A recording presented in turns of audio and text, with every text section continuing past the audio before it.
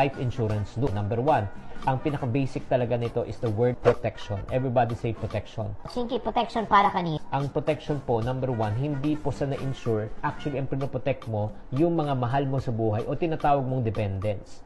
Ano naman pong ibig sabihin? Just in case, wag naman po sana na dumating po yung oras na nagkaroon ng tinatawag na premature departure, no? O naging disabled sa work, nagkaroon ng critical illness at hindi na po umabot sa age of retirement. Ang kagandahan dito, meron tayong tinatawag na lump sum payment na makukuha po yung mga family members at magiging protected po sila. So let's talk about the advantages first, no? Number one, definitely, it's financial protection and security for your family. Number two, financial security for your family.